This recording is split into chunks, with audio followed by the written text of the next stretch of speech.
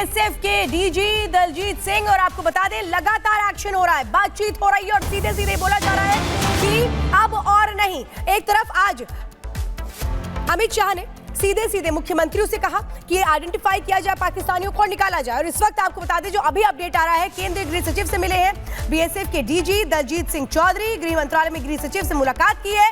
यानी कैसे कैसे एक्शन हो रहा है इस वक्त ये बता रहे हैं, आगे की स्ट्रैटेजी कैसे प्लान की जा रही है, क्योंकि बहुत अहम है कि आतंकियों को ऐसा सबक सिखाया जाए कि उनके आका भी याद रखे कि जो किया है उसके बाद भारत जब सबक सिखाने पर आता है तो फिर क्या होता है अंजाम। पाकिस्तान में पहले ही डर है, पाकिस्तान में किस तरीके से वहां के जो रक्षा मंत्री वो कह रहे हैं कि प्रधानमंत्री नरेंद्र मोदी कुछ भी कर सकते हैं, तो एक तरफ वो डर है और साफ तौर पे बता रहे हैं कि एक्शन इस वक्त कैसे हो रहा है। पहलगाम हमले पर नवाज शरीफ की चुप्पी है, नवाज शरीफ को कुछ बोलते नहीं बन रहा है, नवाज शरीफ को सांप सूंघ गया है, नवाज शरीफ को समझ नहीं आ रहा कहे तो कहे क्या, क्योंकि जिस तरह से यह हमला हुआ, कायराना हरकत हुई और उसके बाद जो पाकिस्तान की ओर से बयानबाजी सामने आ रही है वो साफ तौर पे बता रही है पाकिस्तान डरा हुआ है। अब देखिए मीडिया जब सवाल पूछ रही है नवाज शरीफ से तो भागते हुए नजर आते हैं। हवाले से अगर प्लीज कुछ बता दें वहाँ पे जो कुछ हुआ है दहशतगर्दी, पाक पाकिस्तान जैसा कुछ बात करेंगे बेहतरी के लिए। ये सब हिंदुस्तान जंग का माहौल बना रहा है पाकिस्तान के खिलाफ, तो इस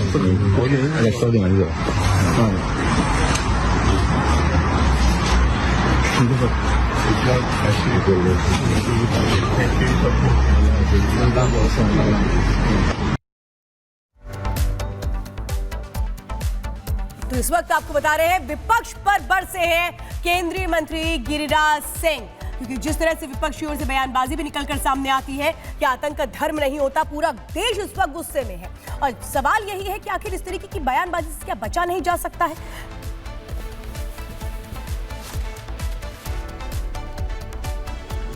ये लोग कैंडल मार्च निकालते हैं और कहते कि मैं साथ दूंगा, व्यवहार में क्या करते, यही आतंकवादियों को समर्थन करते।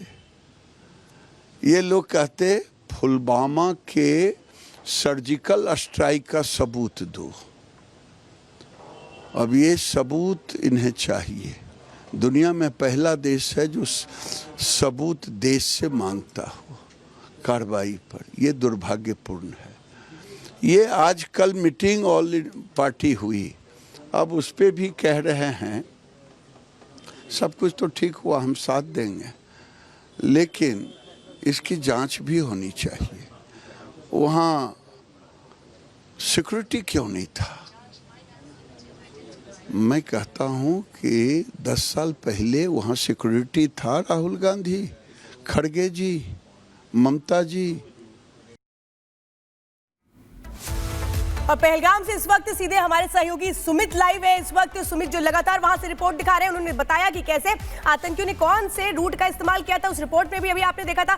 सुमित, आपकी हम लगातार रिपोर्ट देख रहे हैं, जिस रास्ते से यह अनुमान लगाया जा रहा था कि आतंकी आए होंगे, लेकिन सवाल तो यह है कि इन आतंकियों को बढ़ावा कहां से मिलता है, उन लोगों से जिनको शायद आतंकवाद या आतंकी हमला कहने में परहेज है।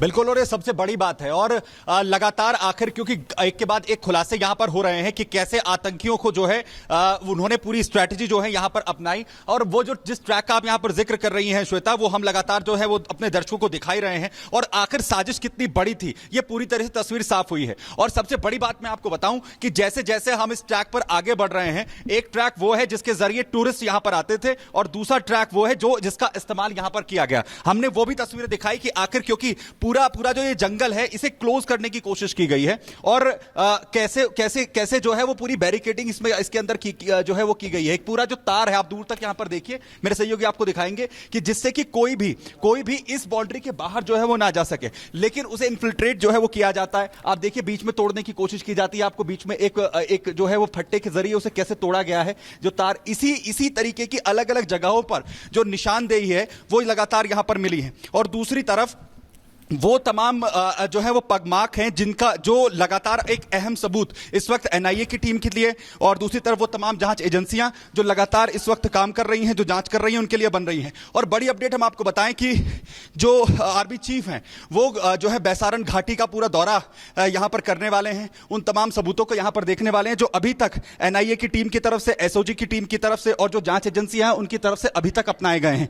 और हम लगातार जैसे जैसे आगे यहां पर बढ़ रहे हैं क्योंकि वो तमाम सबूत वो दिखाने की हम कोशिश कर रहे हैं। और देखिए मैं ये सबसे अहम वो तस्वीरें जरा इरफान अगर आप दिखा सकें यहां पर देखिए ये पूरी आप वायरिंग देख रहे हैं, पूरी फेंसिंग देख रहे हैं और इसके पीछे आप जरा देखिए, अगर मैं जूम करके दिखा सकूं वहां तक हम पहुंचने की कोशिश जरूर करेंगे क्योंकि पूरा अगर एलिवेशन हो तो आप देखिए करीबन 60 डिग्री का ये पूरा एंगल है। आम व्यक्ति नहीं चढ़ सकता है किसी भी सूरत में, इधर से इधर तक का ये पूरा वो स्थिति देखिए। और जब जो है बताया जा रहा है कि इसी तरीके का जो पूरा ट्रैक है, क्योंकि 35 किलोमीटर का पूरा ये जंगल है, उसी से जो है भागने की कोशिश आतंकियों की तरफ से की गई और अब उन्हीं को ट्रैक करते हुए जो जांच है वो लगातार जारी है और उनके जो पगमार्क है उनको लगातार ढूंढा जा रहा था। पीर पंजाल की जो पूरी पहाड़ियां हैं ये आपस में एक दूसरे के साथ कनेक्टेड हैं, इसके जो जंगल है वो एक दूसरे के साथ कनेक्टेड है, तो एक जगह पर किसी भी वारदात को अंजाम देने के बाद भागना आसान होता है। और ये जो रेकी है, इस चीज का जो फायदा है वो यहां पर आतंकियों की तरफ से उठाया गया है। इरफान शायद आगे ना आ सकें, हम लगातार क्योंकि बहुत मुश्किल से लगातार यहां पर ट्रैक कर रहे हैं, हमें तकरीबन 3 घंटे का वक्त हो चुका है जिसमें हम लगातार ये ट्रैक करने की कोशिश कर रहे हैं और एक एक कदम आगे बढ़ाना आम व्यक्ति के लिए, जो सिविलियन है उसके लिए बहुत मुश्किल है। लोकल लोग जो हैं वो जरूर इन रास्तों को जानते हैं आप, क्योंकि बैसारन घाटी जाने के लिए तकरीबन 2 रास्ते हैं, जिसमें एक वो रास्ता है जिसमें घोड़े और खच्चर के जरिए लोग जाते हैं और दूसरा वो रास्ता है जो कि प्लेन रास्ता है, जो सबसे ज्यादा जहां पर मोटर बाइक्स वगैरह का इस्तेमाल भी जो लोकल लोग हैं उनके लिए यहां पर किया जाता है। लेकिन जो रास्ता हम आपको यहां पर दिखाने की कोशिश कर रहे हैं ये वो रास्ता है जो इस जंगल के ऊपर जो आम लोग हैं, जो यहां के लोकल लोग हैं, सिर्फ उनके लिए है, यानी कि वो लोग ही इन गहराइयों को जो है वो जानते हैं। और इसीलिए कहा जा रहा है कि इन आतंकियों ने कहीं ना कहीं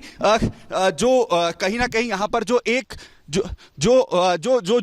लोकल लोग हैं उनमें से किसी एक दो को, ज्यादा लोकल लोगों को भी यहां पर जो उसमें कनेक्ट करने की कोशिश यहां पर नहीं की है। लेकिन त्राल तक, क्योंकि जांच जो है उसका दायरा लगातार बढ़ रहा है, वो त्राल तक पहुंच चुके हैं। वहां आतंकियों घर पर किस तरीके से एक्शन किया गया, हमारे सहयोगी जतिन वहां पहुंचे, उन्होंने वहां पर तमाम जो है तस्वीरें देखी हैं। जतिन, क्या कुछ आपने देखा है? बिल्कुल, देखिए जब हम वहां पहुंचे तो हमें नजर आया कि जो तमाम आतंकी है उनके घर जमींदोज हो चुके हैं, चाहे वो त्राल की बात कर ले, आसिफ का घर की बात कर ले या अनंतनाग में ठोकर है उसके घर की बात कर ले, दोनों के घरों को जमींदोज किया गया और दोनों में पैटर्न बिल्कुल सेम। आईईडी बम उनके घर में क्या कर रहा था, ये सबसे बड़ा सवाल है। क्या ये पूरी साजिश थी, प्लानिंग थी? इन सभी को लेकर तमाम जो जांच एजेंसीज है वो कार्रवाई करती हुई नजर आ रही है। लेकिन दोनों की मूवमेंट एक ही तरीके की थी। आर्मी फोर्सेज जब इन दोनों के घर पहुंची, घर की तलाशी ली गई तो काले रंग का एक बक्सा मिला, दोनों घरों में मिला और बक्से से तारें निकलती हुई नजर आ रही थी। जब उस बक्से को खोला तो उसके अंदर आईईडी बम था, जिसके बाद उसी जगह पर बम को डिफ्यूज किया गया और दोनों ही आतंकियों के जो घर हैं वो अब जमींदोज हो चुके हैं, कहीं ना कहीं मलबे में तब्दील हो चुके हैं। लेकिन सबसे महत्वपूर्ण बात, चाहे वो आसिफ की बात कर लीजिए या ठोकर की बात कर लीजिए, ये दोनों जो थे वो भी मारे गए। बहुत ही दुख है इस बात का। आप क्या उन आतंकियों को जो अभी भी इन जंगलों में हैं और लगातार वहां पर सर्च ऑपरेशन चल रहा है। कुछ टाइम पहले आर्मी चीफ भी वहां पर मौजूद थे, उन्होंने भी उस पूरे एरिया का जो है जायजा लिया। होम मिनिस्ट्री से हम यही दरख्वास्त करते हैं, गुजारिश करते हैं, अपील करते हैं कि जल्द से जल्द इस साजिश का पर्दाफाश किया जाए और जो लोग मुलव्वस हैं उनको कड़ी से कड़ी सज़ा दिया जाना चाहिए।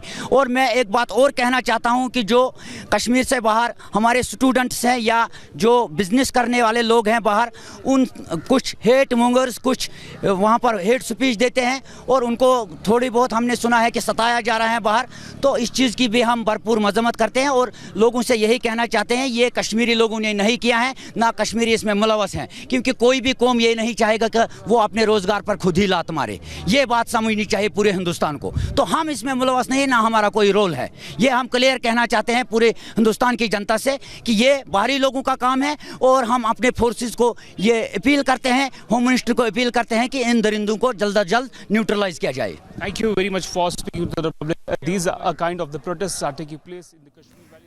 तो रावत की रिपोर्ट इस वक्त आप देख रहे थे, जो साफ तौर पर किस तरीके से वहां पे जो लोग हैं वो अब स्थानीय लोग प्रदर्शन कर रहे हैं। तो एक तरफ आपको सुमित ने दिखाया कि कैसे वो पूरी वैली है। आप अंदाजा लगाइए पहलगाम में, जहां पर ये जो बेसान घाटी है, जहां पर ये लोग गए, जो टूरिस्ट थे, ये साफ तौर पे वहां इनको भी अंदाजा नहीं था कि जिस तरह से वो पूरा रास्ता है वहां से बाहर आना कितना मुश्किल था। और इसी का फायदा इन आतंकवादियों ने उठाया, क्योंकि उनको ये पता था कि ये जो घाटी है चारों ओर से घने जंगलों से घिरी हुई है, जहां से नीचे आने का जो रास्ता है वो इतना आसान नहीं है। छुप नहीं सकते हैं, क्योंकि वो चढ़ाई कैसे होगी, क्योंकि एक टूरिस्ट जो अलग अलग जगह से गया है वो उसके लिए बहुत यूज्ड टू नहीं है। वो तो घूमने के लिए जा रहा है, वो उन वादियों को देखने के लिए जा रहा है, लेकिन हर एक बात की रेकी इन आतंकियों ने पहले से कर रखी थी कि कहां पर किस वक्त टूरिस्ट को निशाना बनाएंगे। क्योंकि जिस तरीके से यह हमला किया गया, ये साफ तौर पे बताता है कि कैसे इनकी प्लानिंग थी कि कोई भी नीचे ना जा पाए। जो लोग वहां पर थे वो कैसे खुद को बचाने के लिए भी जगह ढूंढते हुए नजर आ रहे थे, लेकिन वो कर नहीं पाए।